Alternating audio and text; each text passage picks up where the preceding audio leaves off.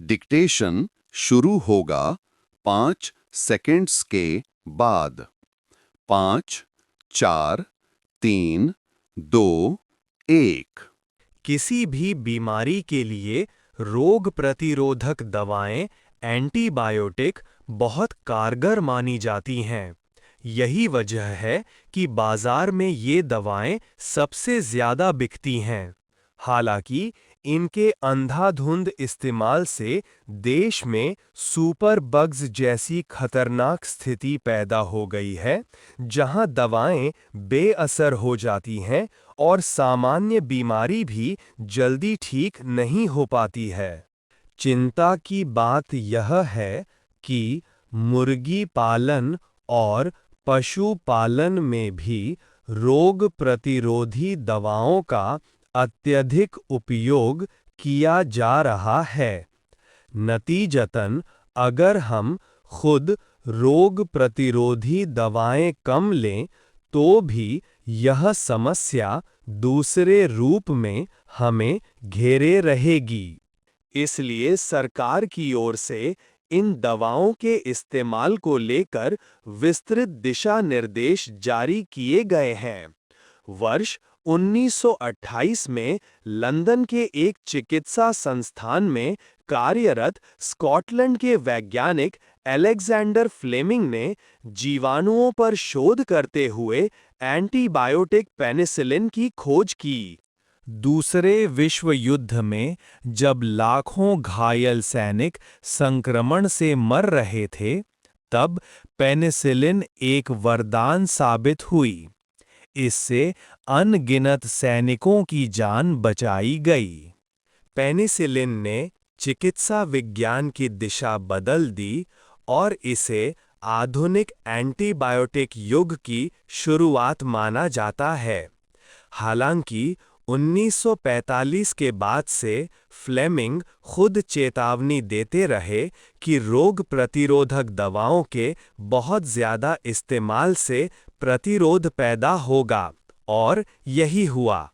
अब यह समस्या और बड़ी बनने लगी है, क्योंकि भारत जैसे देशों में बिना चिकित्सक की सलाह के रोग प्रतिरोधी दवाएं लेना, अधूरा दवा लेना और छोटी-मोटी बीमारी में भी इनका इस्तेमाल करना आम बात हो गई है।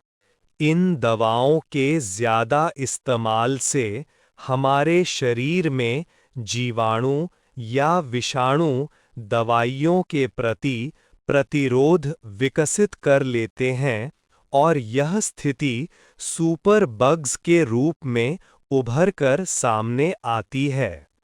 यानी ऐसी स्थिति जिसमें ताकतवर जीवाणु या विषाणु दवाओं से नहीं मरते और उन पर साधारण रोग प्रतिरोधक दवाएं काम नहीं करतीं।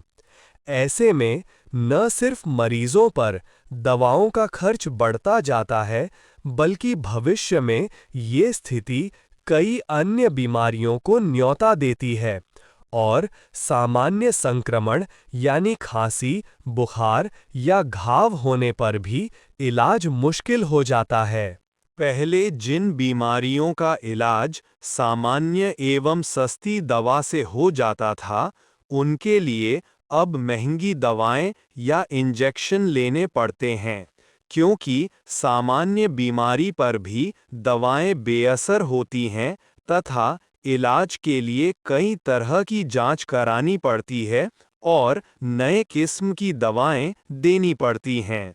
बार-बार रोग प्रतिरोधक दवाएं लेने से एलर्जी और त्वचा पर दाने जैसी समस्याएं भी आने लगती हैं, और लंबे समय में गुर्दा, लिवर और पेट पर असर पड़ता है।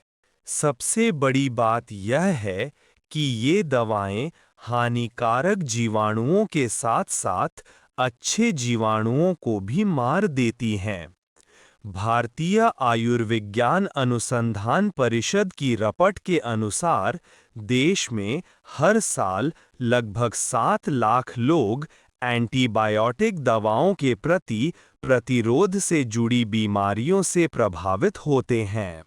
विश्व स्वास्थ्य संगठन का अनुमान है कि अगर इस समस्या पर रोक नहीं लगी तो वर्ष 2050 तक भारत समेत विश्व में इस स्थिति से करीब 1 करोड़ लोगों की मौत प्रति वर्ष हो सकती है।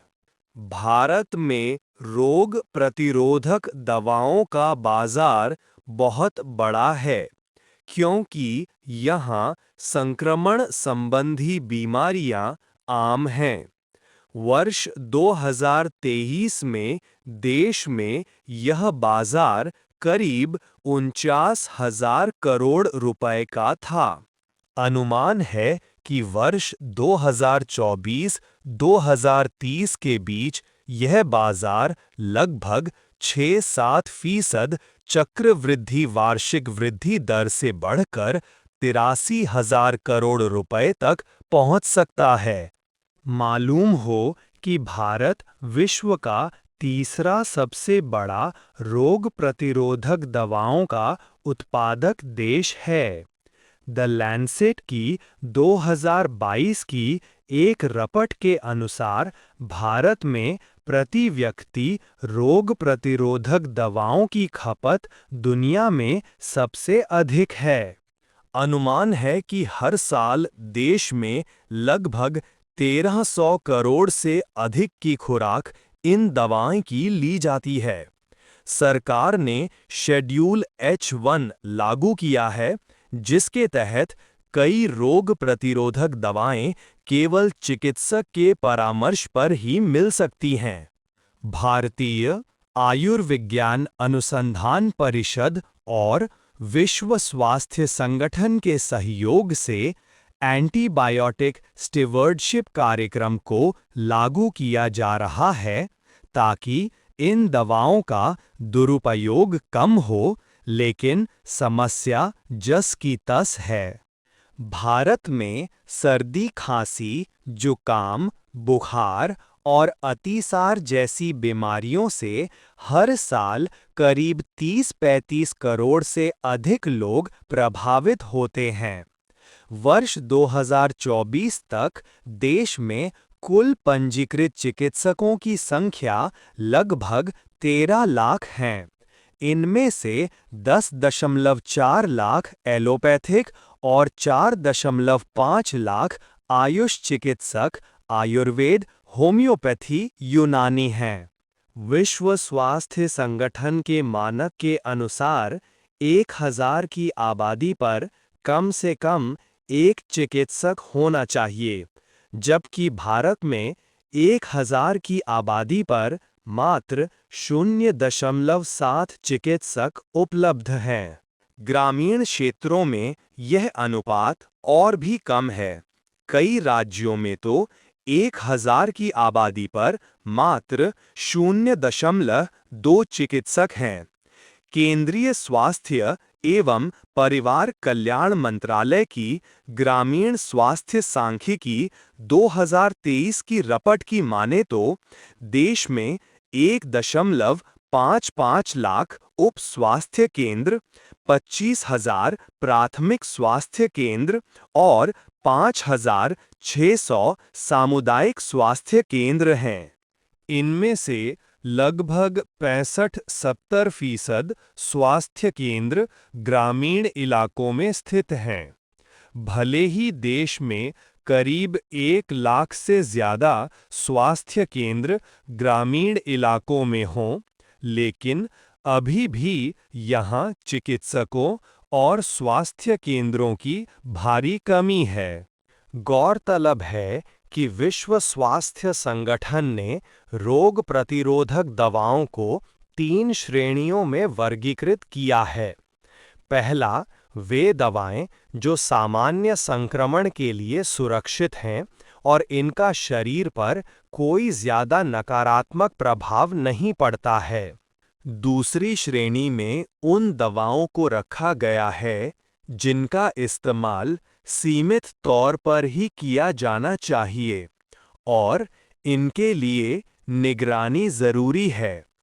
तीसरी श्रेणी में वे दवाएं हैं जिन्हें केवल जीवन रक्षक स्थिति में ही इस्तेमाल किया जाना चाहिए, मगर इन दिशा निर्देशों पर पूरी तरह अमल नहीं हो पा रहा है।